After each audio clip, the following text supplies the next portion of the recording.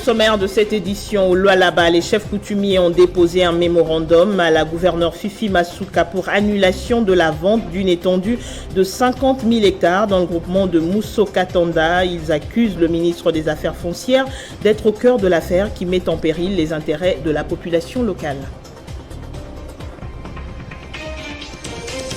Le gouvernement s'engage à trouver d'urgence des solutions durables aux revendications des professionnels de la santé en grève.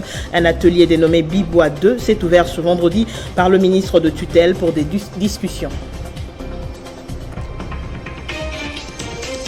Et en sport, les clubs congolais seront sur le podium de la CAF ce week-end. Déjà ce samedi en Coupe de la Confédération, le FC Saint-Éloi Lupopo accordera son hospitalité à Sagrada Esperança de l'Angola.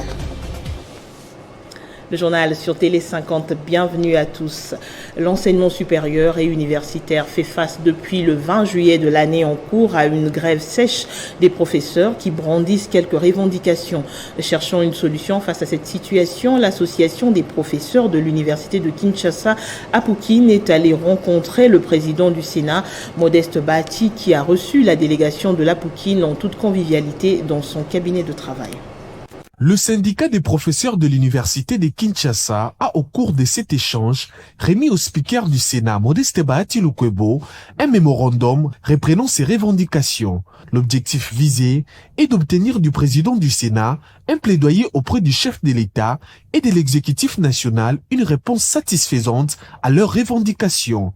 Le président du Sénat a promis aux syndicats de jouer l'interface afin que cette grève qui paralyse l'enseignement supérieur et universitaire soit vite levée. À 6 mois aujourd'hui, parce que c'est en avril, aucune suite ne nous a été donnée. Voilà pourquoi nous avons dit, lorsque ça se bloque chez les jeunes, on va chez les vieux. Lorsque on manque de sagesse, on voit celui qui peut être plus sage que vous. Et nous pensons que notre mission a été bien accomplie. Nous avons trouvé une oreille attentive. Nous attendons les résultats. Et dès qu'on a ces résultats-là, eh bien, nous allons inviter les collègues à une assemblée générale pour prendre des décisions, peut-être pouvoir nous amener à reprendre le travail. Parmi les revendications des professeurs reprises dans leur mémorandum figurent entre autres, le respect de l'engagement pris entre les bons syndicats et les gouvernements à Bibois. Cet engagement porte notamment sur les salaires de base, l'actualisation des grades, la prime de recherche et la prise en charge de nouveaux professeurs par l'État. Et je l'annonçais dans le sommaire, les travaux de l'atelier pour la réactivation des avantages sociaux de toutes les couches des professionnels de santé ont été lancés ce jour par le ministre de tutelle Jean-Jacques Mbungani. L'objectif est de réfléchir aux différentes pistes de solutions, notamment l'harmonisation de l'enveloppe salariale de ces derniers. C'est le ministre de la Santé publique, Jean-Jacques Mbungani, qui a procédé au lancement des travaux de l'atelier pour la réactivation des avantages sociaux de toutes les catégories professionnelles du secteur de la santé en République démocratique du Congo. C'était en présence des membres de la commission interministérielle, notamment santé, budget, finances et fonction publique, dont la vice-ministre de la Santé, Véronique Kilumba, ainsi que les représentants du banc syndical, notamment Simeco, Silmed. Des présentes assises et de fournir un cadre de réflexion, des propositions et des pistes de solutions aux revendications des professionnels de la santé. Nous aurons durant ces jours la lourde tâche de trouver des solutions durables et urgentes aux revendications des professionnels de la santé. Mesdames et messieurs, distingués invités, les négociations entre le gouvernement et le banc syndical était un processus émaillé souvent des soubresauts, mais toujours indispensable à la recherche de la paix sociale. Profitant de l'occasion, le ministre Jean-Jacques Mbungani a épinglé les différents acquis des travaux antérieurs. Toutefois, le ministre de la Santé a déploré les incidents malheureux survenus lors de la marche organisée en date du 21 septembre dernier par les professionnels de la santé dans la ville de Kinshasa. Il a surtout condamné la répression qui s'en est suivie. Par ailleurs, le ministre des tutelles a remercié le gouvernement pour l'attention particulière qu'il ne cesse d'accorder aux questions qui perturbent le fonctionnement harmonieux du système national de santé.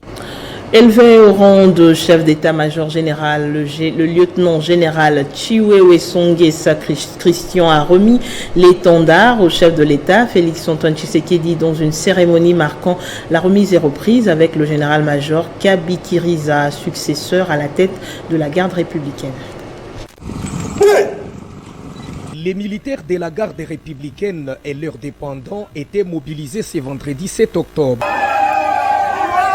Les décors replantés, le premier temps fort a été consacré à la lecture des ordonnances, nommant le général Chiwewe Songesa Christian au rang des chefs d'état-major général des forces armées de la République démocratique du Congo, qui doit céder la terre au général-major Kabi Kiriza et ses adjoints, les généraux des brigades Moulumba, les généraux des brigades Erickson et les colonels Maloba. Tout protocole observé, le nouveau chef d'état-major général, Christian Chiwewe Songesa, a remis solennellement l'étendard au commandant suprême et chef de l'État Félix-Antoine Tshisekedi Tshilombo. À son tour, le président l'a remis au nouveau patron de sa sécurité, le général-major Kabi Kiriza Ephraim. Une passation des commandements qui envoie immédiatement le chef d'état-major général Chiwewe d'être vêtu désormais en vert naturel des forces armées de la RDC pour plusieurs défis à relever au sein des FARDC. Au Lualaba, quelques députés provinciaux ont conduit des chefs coutumiers du territoire de Muchacha auprès de la gouverneure au sujet de la vente d'une étendue de 50 000 hectares dans le groupement de Mousso-Katanga. Ils accusent le ministre des Affaires foncières d'être au cœur de l'affaire en connivence avec les conservateurs des titres immobiliers Kolwezi 1, cela en violation, selon eux, de la procédure légale prévue par la Constitution de la RDC. Sous la conduite de quelques députés provinciaux de Lualaba, les chefs coutumiers du territoire de Muchacha ont rencontré la gouverneure des provinces au sujet de la vente d'une étendue de 50 000 hectares dans les groupements de Mousso-Katanga. Ils accusent le ministre des Affaires foncières d'être au cœur de l'affaire en connivence avec les conservateurs des titres immobiliers Kolwezi 1 et cela en violation de la procédure légale prévue par la Constitution de la République démocratique du Congo. Avec larmes aux yeux, ces gardiens de la tradition, dans leur mémo, demandaient à la chef de l'exécutif provincial, Fifi Masuka Saini, de procéder à l'annulation de ces projets qui met en péril les intérêts de la population de cette partie du pays. Payer à l'annulation, sans condition, de la dite vente barbare et démoniaque de 50 000 hectares de terre dans le groupement Mousso-Katanga qui est en voie de créer des troubles publics et mécontentement de la population de ces points de la République qui est menacée par cette décision unilatérale et inhumaine. Au nom de tous les élus provinciaux, le vice-président de l'Assemblée provinciale de Lualaba, Pierrot Mwanza Mwimbi, a haussé le ton pour dénoncer cette pratique qui jette le discrédit sur la bonne gouvernance prônée par le chef de l'État, Félix-Antoine Tshisekedi Tshilombo. 50 000 hectares, s'il faut le dire, nous ne savons pas c'est en passant par quelle loi. Mais au niveau national, il n'y a pas une loi qui peut décider de vendre ou d'exproprier 50 000 hectares. Fifi Masuka Saini leur a promis d'effectuer une mission à Kinshasa afin de rencontrer les autorités pour une solution à ces dossiers.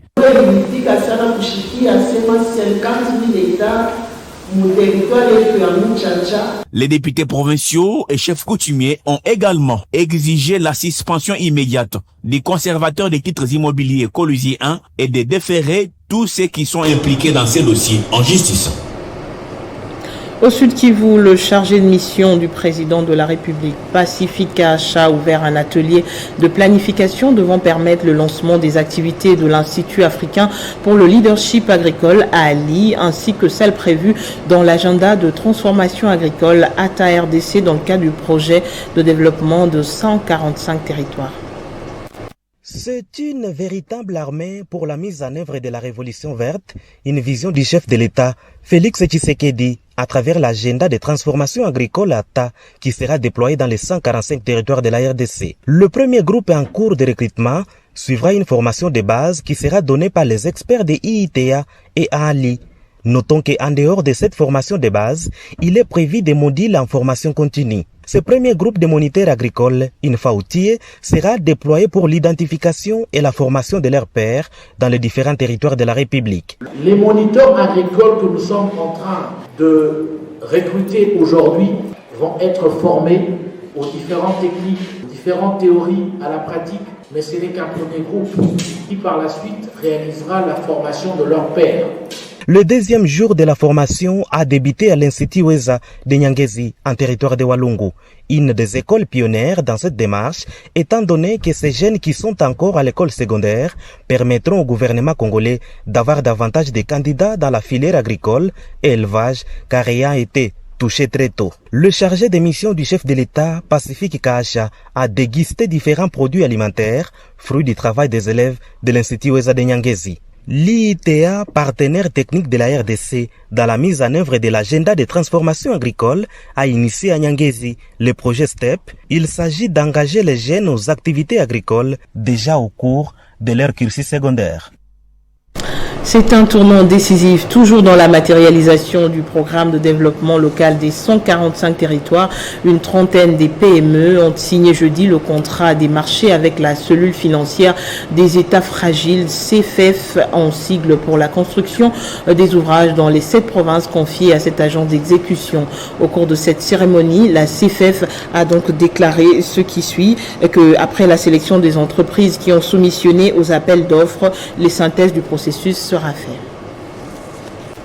La signature de contrats de marché de petites et moyennes entreprises et la cellule financière des États fragiles a eu lieu en présence du ministre d'État et du ministre du Plan, Christian Mwando Simba, représentant personnel du Premier ministre à cette cérémonie. Le coordonnateur de la cellule financière des États fragiles, Alain Lungungu, a indiqué que sa structure veillera à la bonne exécution des travaux dans le cadre du programme de développement des 145 territoires. Dans cette phase opérationnelle, notre cellule s'engage à mettre en branle tous les mécanismes de suivi et de contrôle au niveau provincial. Au nom du Premier ministre, le ministre d'État, Christian Mwando, a invité les entreprises locales ayant gagné le marché à faire honneur à cette initiative du chef de l'État, Félix Tshisekedi, dans la réalisation des ouvrages. Vous savez combien le chef de l'État tient à la réalisation de ce programme qui va aider à diminuer les inégalités à travers notre pays et permettre quand même à nos populations d'avoir accès aux infrastructures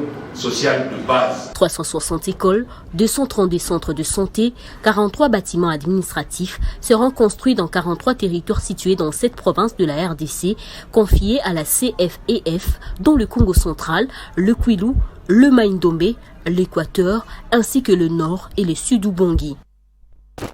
Promouvoir des entreprises du secteur de la sous-traitance, question de contribuer à l'émergence d'une classe moyenne congolaise et à la création d'emplois durables. C'est le sens de la démarche du président de l'association des sous-traitants de la RDC, Landry Meya, auprès du ministre de l'entrepreneuriat, Eustache Mouanzi.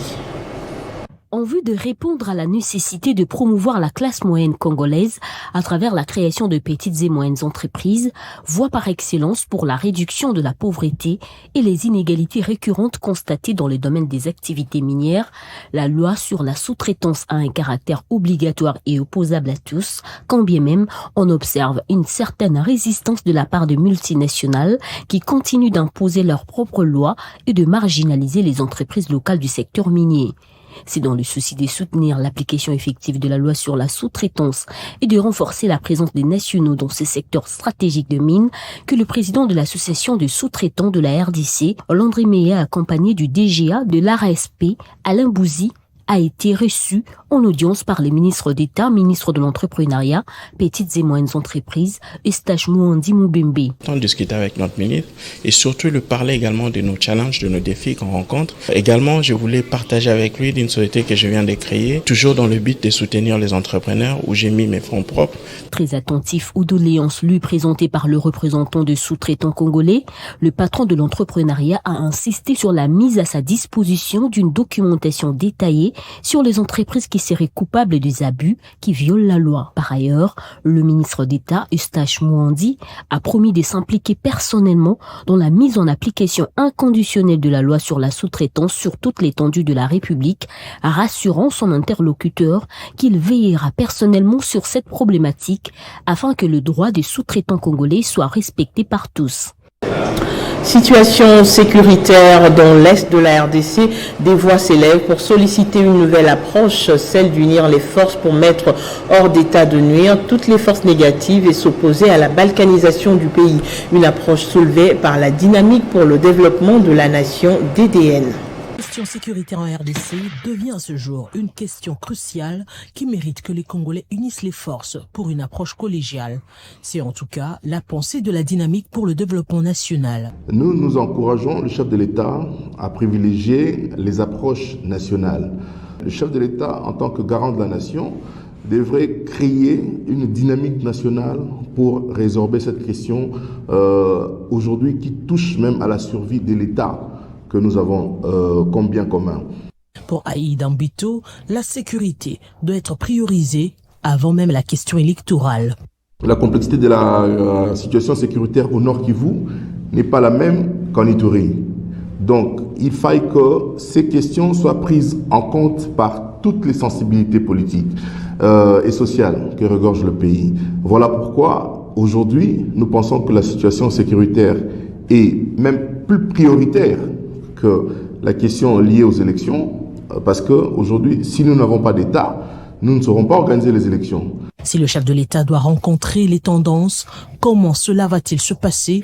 Qui seront parties prenantes? Le porte-parole de la DDN répond. Vous savez, le problème de l'intégrité territoriale concerne aussi bien la majorité, l'opposition, les forces vives, les confessions religieuses, la société civile. Donc, tout Congolais doit s'impliquer dans la recherche de la paix. Les temps n'est plus à la divergence, moins encore au clivage politique. Le pays a besoin des intelligences pour se maintenir entier, car le Congo est un et indivisible.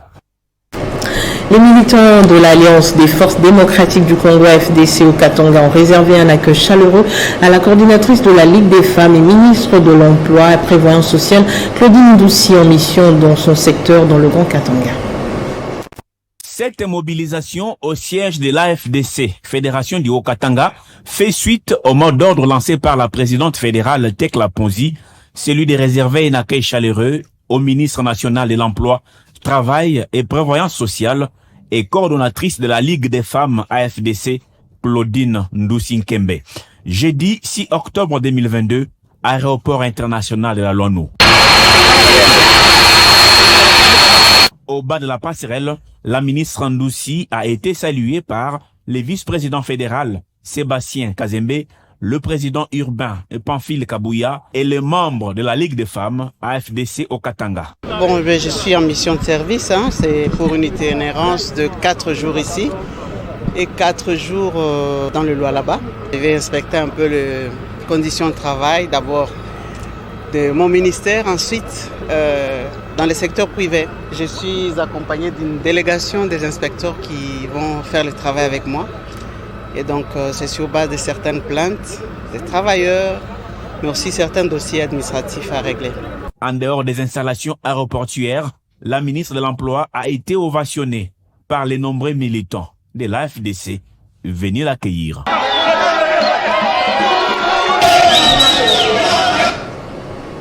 À Goma, les avocats du barreau du Nord Kivu étaient dans la rue ce jeudi. C'était pour demander le départ du premier président de la Cour d'appel du Nord Kivu accusé de corruption et commercialisation des décisions judiciaires. Ils ont déposé leur mémo au gouverneur militaire du Nord Kivu et au premier président de la Cour de cassation en mission de service dans cette partie du pays. Pacheco Kavundama. La marche des avocats du barreau du Nord Kivu est partie de l'entrée président au quartier Katindo pour chuter d'abord au gouvernorat des provinces où ils ont déposé leur mémo à l'autorité provinciale. Du gouvernorat, ils ont encore marché jusqu'au palais de justice de Goma où ils ont échangé avec le premier président de la Cour de cassation.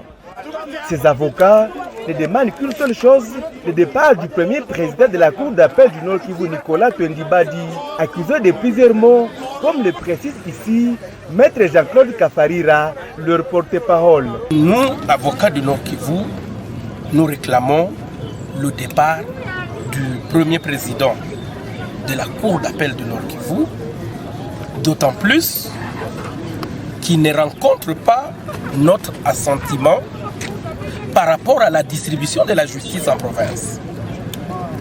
Nous avons décrié des actes, des antivaleurs, certains fléaux tels que, on ne peut pas se les cacher, tels que la corruption qui a élu domicile au sein de l'appareil judiciaire. Après échange avec le premier président de la Cour de cassation, ce dernier dit avoir pris toutes les revendications des avocats du barreau du Nord Kivu en considération. Contacté, l'incriminé dit qu'il va se prononcer dans les heures qui suivent. Et d'un barreau à un autre dans le Katanga, prestation de serment des nouveaux avocats jeudi. Parmi eux, André Kabamba, acteur politique et secrétaire exécutif fédéral de l'AFDC au Katanga.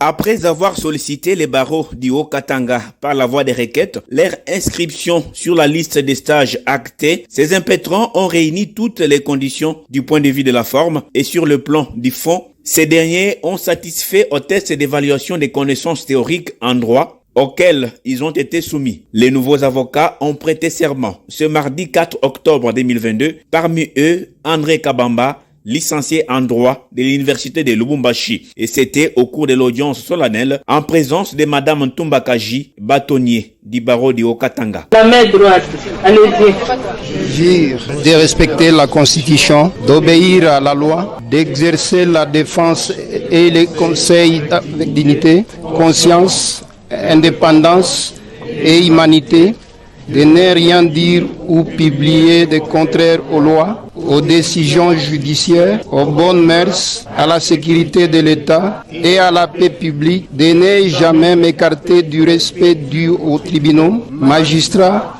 et autorités publiques, de ne conseiller ou défendre aucune cause que je ne croirais juste à mon âme et conscience.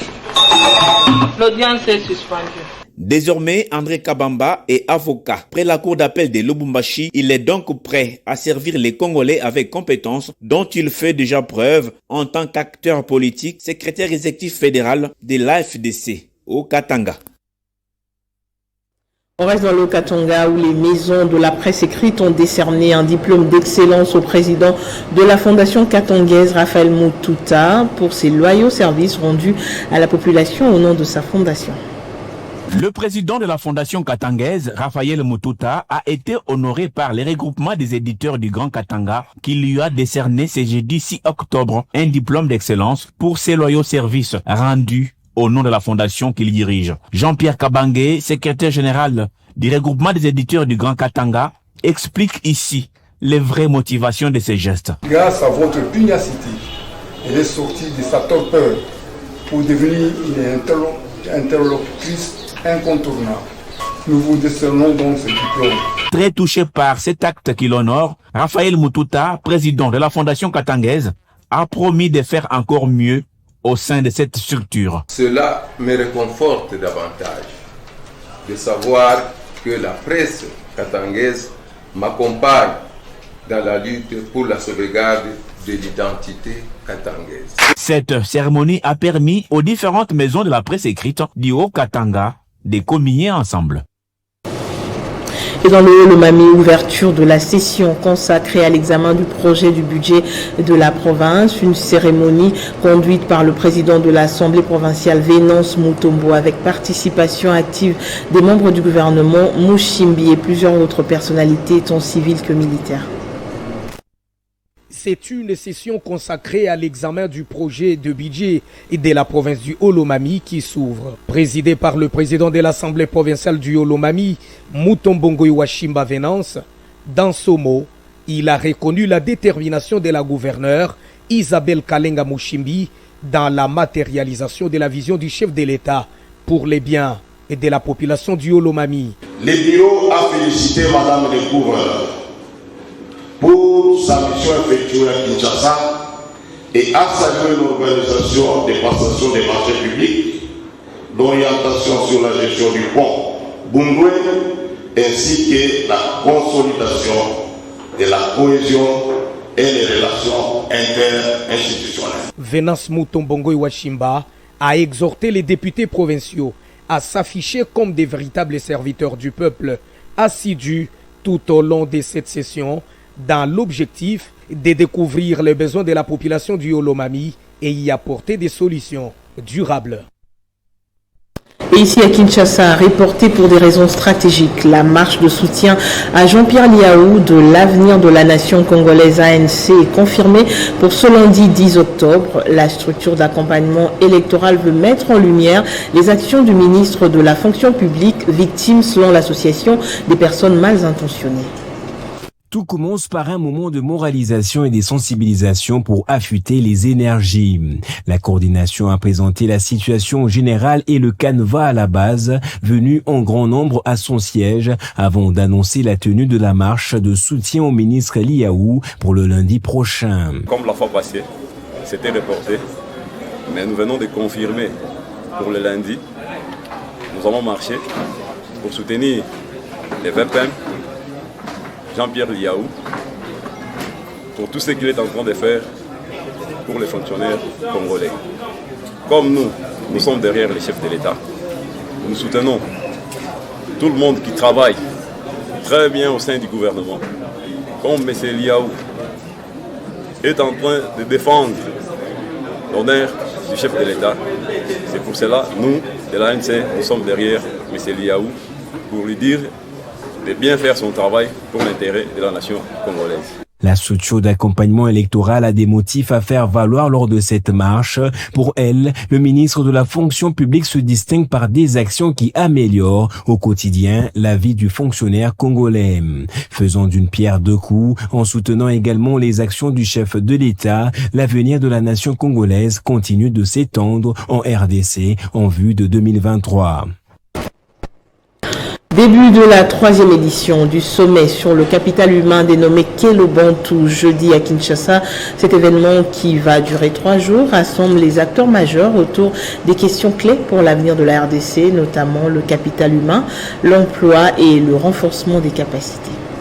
La ville de Kinshasa a abrité la 3e édition du forum Kelobantu, initié par la Société d'exploitation industrielle et commerciale, Sodeiko, et le Conseil international des entretiens suédoises. C'est cette initiative pour justement pouvoir donner la possibilité à toutes les jeunes de valeur de discuter ensemble. En sa première édition, Kelobantu a eu une résolution. C'était les entreprises de placement privé qui se sont rencontrées, qui, elles, vivaient des difficultés de s'affirmer. Au cours de ces sommets placés sous les thèmes « Vers une République démocratique du Congo hautement performante, des solutions salvatrices pour le développement du pays ont été proposées à travers différents panels. C'est le cas de l'entreprise Connect Africa qui s'est engagée à arroser les différents coins de la RDC par l'Internet haut débit grâce à sa technique de connexion directe au satellite. Notre objectif est de développer le Congo profond et de démocratiser l'accès à Internet parce que le développement d'une nation surtout pour le numérique, passe par la démocratisation de l'accès à Internet. Donc nous proposons non seulement un Internet à haut débit, mais également aussi nous avons des prix qui touchent toutes différentes sortes de bourses. Ici est de noter que l'une des innovations de cette édition est la tenue d'une table ronde sur la situation des médias congolais en présence du ministre Patrick Mouyaya afin d'identifier les difficultés et trouver des solutions qui permettraient un secteur hautement performant.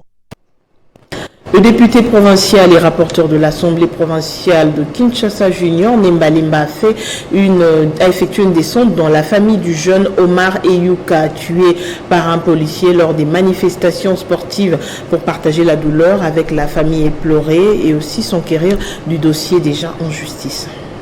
À seulement 18 ans, coach et joueur, Omar Eyouka avait été tragiquement abattu à bout portant par 2 coups de balle pendant que ce dernier protestait contre l'arrestation arbitraire des 2 de ses coéquipiers. Un policier l'avait innocemment pris pour cible et sa famille est sortie perdante après que Omar ait rendu l'âme. Quand la police a commencé à tirer, j'étais avec le coach Omar. Je l'ai aidé à se sauver du premier coup, mais le deuxième l'a pris au visage. Nous sommes joueurs et nous participons au championnat. Le président de l'équipe seul n'y arrivera pas maintenant que le coach nous a quittés. Saisi de cette horrible nouvelle, l'honorable Junior Nembalemba n'est pas resté indifférent. Il a effectué une descente des consolations et assistance à la famille que jusque-là fort attristée. Il s'est pas arrêté là, mais a promis par la suite de s'investir personnellement dans les dossiers pour que justice soit faite.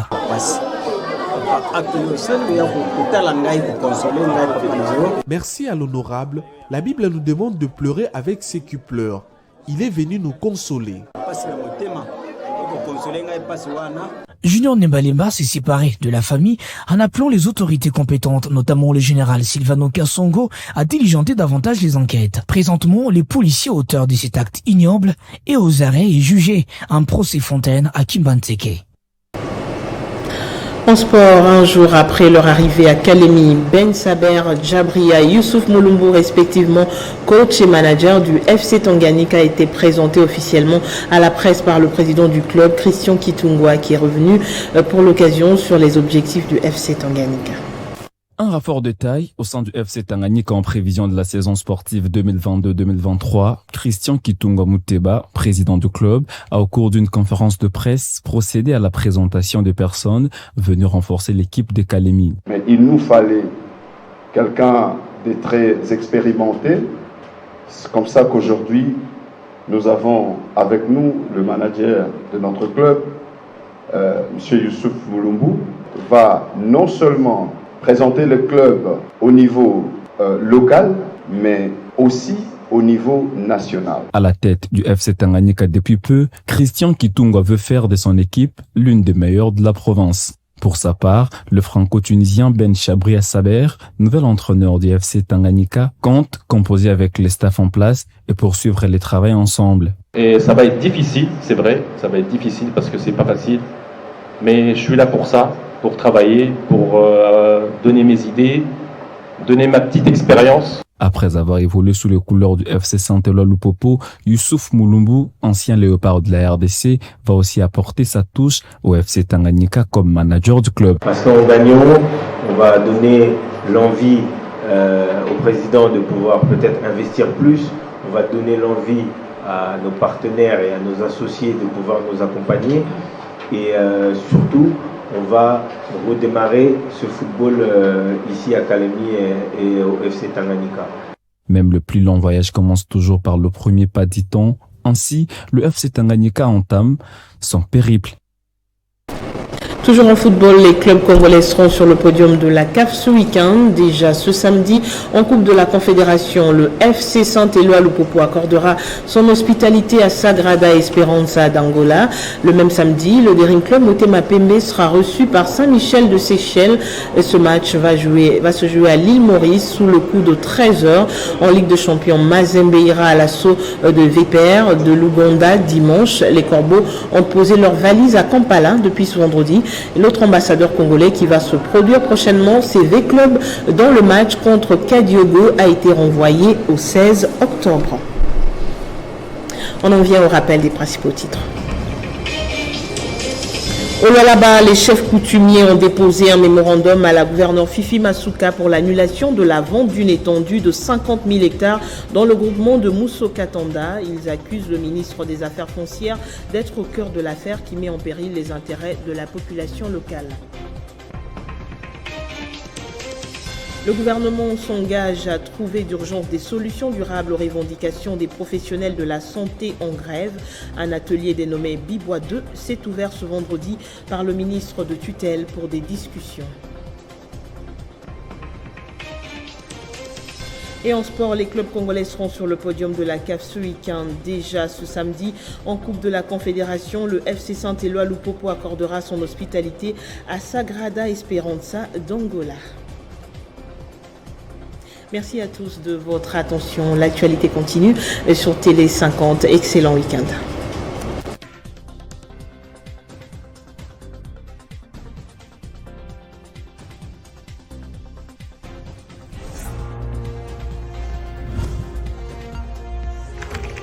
L'actualité reste en continu